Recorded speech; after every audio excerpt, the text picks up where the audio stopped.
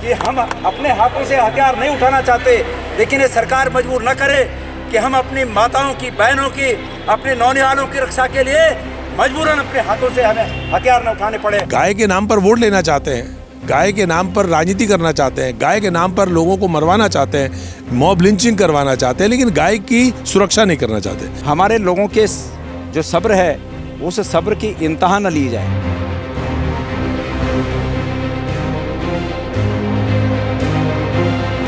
दिल्ली के उन नेताओं को यहाँ देहरादून आकर सिर्फ इतने कहने में कि भाइयों बहनों सो जा, इतने बोलने में अपने फर्ज की तसरी नहीं करनी चाहिए।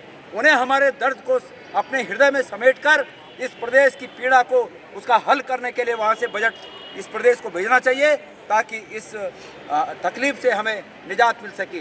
ये सांकेतिक रूप में हमारे साथी ये बंदूक लाए हैं। सीसीएफ साहब, ये वक्त आ गया है, ये बाघ को मारने के लिए कहीं आम आदमी को हथियार न उठाने पड़े, हमारे धैर्य की परीक्षा न ली जाए।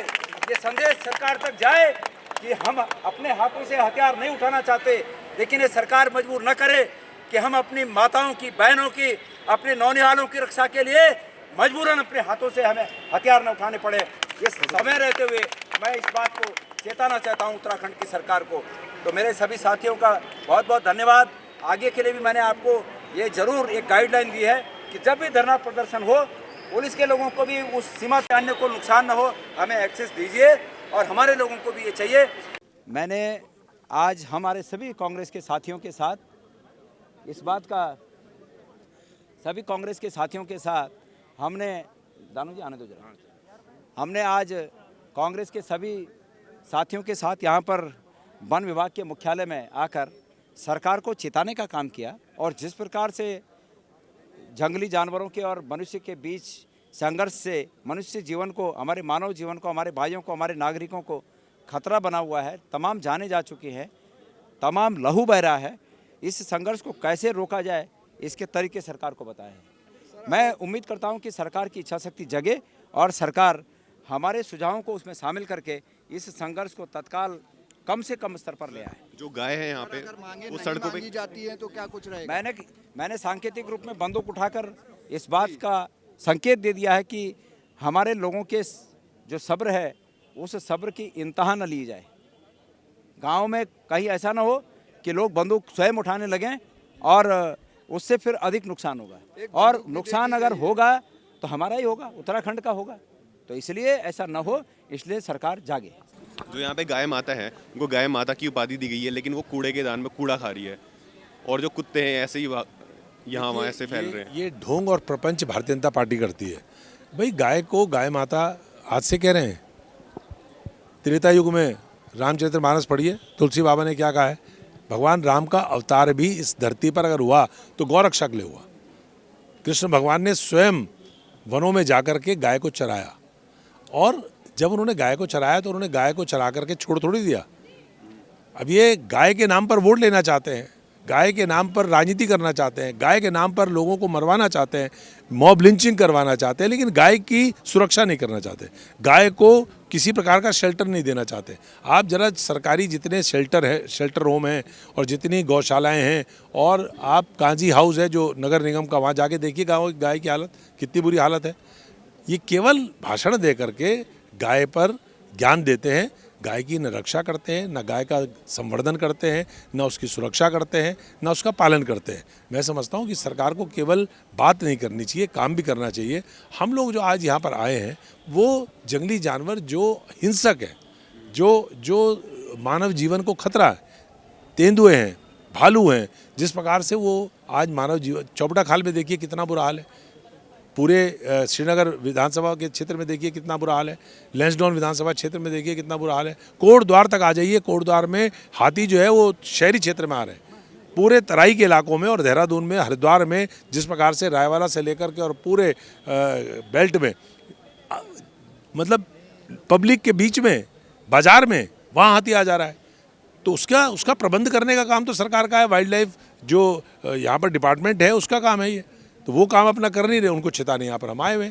लेकिन गाय का जहाँ तक सवाल है, गाय का वो ऐसा निरीह और सीधा प्राणी है कि उसकी केवल उसको हमको उसके बारे में ज्ञान नहीं देना, उसको पालना भी है, उसकी संरक्षण भी करना है। सड़कों पे देखिए आप, पॉलीथीन खा रही है, उससे मर जा रही है गाय।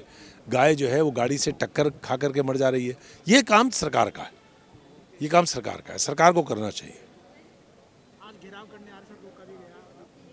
नहीं, घेराव करने तो इसीलिए आए कि पूरे राज्य में जो हिंसक जानवर मानव जीवन को खतरा पैदा कर रहे हैं उनके बारे में कोई इंतज़ाम, मानव की सुरक्षा का और वाइल्ड लाइफ की सुरक्षा का भी, उनकी भी सुरक्षा होनी चाहिए। वो अगर आबादी के क्षेत्र में आते हैं तो उनका भी जान खतरे में है और मानव की जान भी खतरे है। तो दोनों की जान की सुरक्षा की जिम्मेदारी यहाँ के वन विभाग की है, वाइल्ड लाइफ डिपार्टमेंट की। तो सर जैसे ही इंसिडेंट हुए अभी हाल ही में जंगली जानवरों के द्वारा, क्या इसके बाद ही सरकार जागेगी या फिर? सरकार तो जागती तभी है जब डकैती बढ़ जाती है, तब पुलिस की नींद खुलती है। मतलब क्या ये चीज़ें होना ज़रूरी है इसीलिए सरकार जागेगी? नहीं, ज़रूरी नहीं। देखिए, सरकार को जगाने का काम विपक्ष का काम होता है, चौकीदार का। हमारा तो हाथ में डंडा लेकर जागते रहो जागते रहो जागते रहो बोलने का काम है। उस काम को हम कर रहे हैं। काम तो सरकार को करना है। जिस दिन हम सरकार में आएंगे तब हमसे प्रश्न करिएगा कि हम क्यों नहीं कर रहे हैं। लेकिन आज हम विपक्ष में हैं, विपक्ष का काम होता है सरकार को जगाने का, और जगाने का काम हमने कर दिया। हम आपसे ये चाहते हैं, मैंने पहले कहा, आपने सुना कि नहीं, वन्य जीवन और मानव के बीच संघर्ष अतीत से है। ये आपकी इजाद नहीं है, लेकिन आपकी और आपकी हमारी सरकार की इच्छा शक्ति में ये कमी प्रदर्शित हो रही है कि इस संघर्ष को रोकने के लिए कोई मैकेनिज्म तैयार नहीं हो रहा है। हम 35,000 रुपये का मुआवजा देकर गाय माता को आत्मा की संतुष्टि के लिए प्रार्थना समझ लेते हैं। एक तरफ हम गौ माता को राष्ट्र माता का स्वरूप और उसका स्थान देने की बात करते हैं, और दूसरा हमने गायों को जंगली जानवरों के हवाले, उनके निवाले के रूप में कर रखा है। ये अशोभनीय है। इसलिए हम चाहते हैं, हमारे साथियों ने ये लेटर टाइप कर रखा है, लेकिन उससे भी महत्वपूर्ण यह है कि मैंने अंतिम के ये जो 2 बिंदु लिखे हैं ये अपने हाथ से लिखे हैं, और ये सरकार की कार्य योजना का हिस्सा बनेगा तो हमारे लोगों को राहत मिलेगी। हमने ये लिखा है कि सरकार की कार्य योजना 2 तरह की होनी चाहिए। नंबर 1, तात्कालिक रोकथाम। उस तात्कालिक रोकथाम के लिए आप वाचिंग सिस्टम बढ़ा सकते हैं। आपके जो ये आजकल साइंटिफिक सिस्टम है, ड्रोन वगैरह, कैमरे वगैरह, इनकी आप इनकी सुविधा बहाल कर सकते हैं। आप सिग्नल की व्यवस्था कर सकते हैं। गांव के नज़दीक अगर कोई जंगली जानवर आए तो लोगों को अलर्ट हो जाए। आप अपने वॉचर बढ़ा सकते हैं। और दूसरा, दीर्घकालिक सुरक्षा में ये आवश्यक है कि जंगल की भूमि है, वन भूमि है, उस वन भूमि और रिहायशी भूमि के बीच इस रूप में मजबूत बैरिकेडिंग होनी चाहिए, इस दीवार होनी चाहिए कि जंगली जानवर रिहायशी इलाके में ना आ सके। ये दीर्घकालिक योजना, एक दिन में नहीं होगा। इसके लिए उत्तराखंड सरकार में भी इतना बजट नहीं होगा।